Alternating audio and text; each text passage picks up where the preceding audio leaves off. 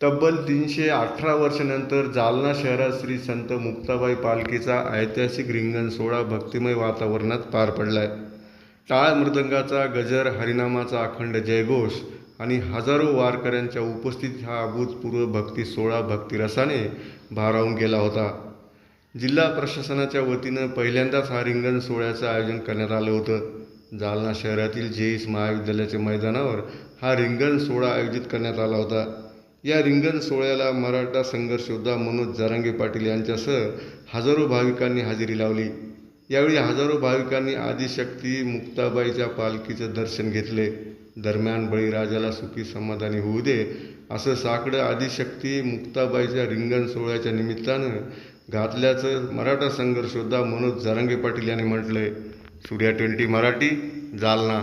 जालना जिल्ह्यामध्ये 318 वर्षांनंतर रिंगण सोहळा होतोय।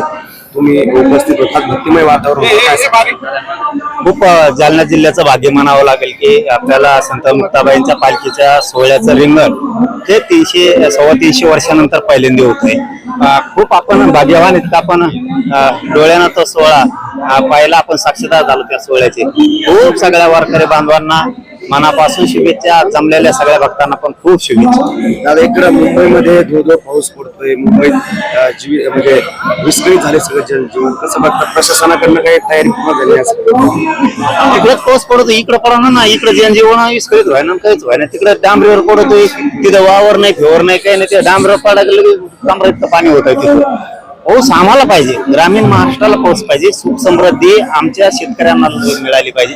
आता तिकडचं पाणी रोजच बघत होतं, त्यांच्या सुविधा तरी काय करा, त्यांचं त्यांना कळत नाही। पाणी साचून घेऊ नये का, त्यांच्यावर आम्हीच बोलायचं, आमच्या शेतकऱ्यावर आम्हीच बोलायचं। आमची भजी चालली मारण्याची इकडं, आम्हाला पावसाची लई गरज आहे। गावात गटारीत पडून झाडं पडून मृत्यू होतात लोकांची।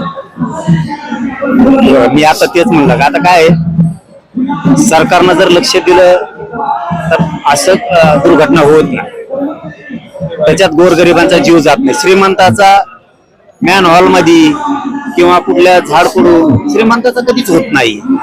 गरीब लोक लोकलने वागतायत, पायी चालतायत, गाडी रिक्षानं जातायत, बळी जातो आमचा गरिबांचा। याची दक्षता घेण्याचं काम हे सरकारचं आहे। परंतु काय नाही, ते काय कोणी मेलं तरी त्याची किंमत त्यांनी ठरवलेली। माणूस मेला याची वेदना त्यांना नाही, त्यांनी एक किंमत ठरवलेली। शेतकऱ्यांना आत्महत्या केली की 1.5 लाख रुपये द्यायची, एक जीवाची त्यांनी किंमत केलेली। म्हणजे त्यांना भावना जर असत्या ना तर त्यांनी किंमत नसती ठरवली। कुटुंबातलं एखादा माणूस गेल्याच्या नंतर त्या कुटुंबाला कायमस्वरूपी नोकरी देऊन त्याचा उदरनिर्वाह होईल असं केलं असतं, परंतु त्यांनी किंमत ठरवलेली। म्हणजे लोकांनी समजून घेतलं पाहिजे, सरकार जवळ आपली किंमत शून्य आहे।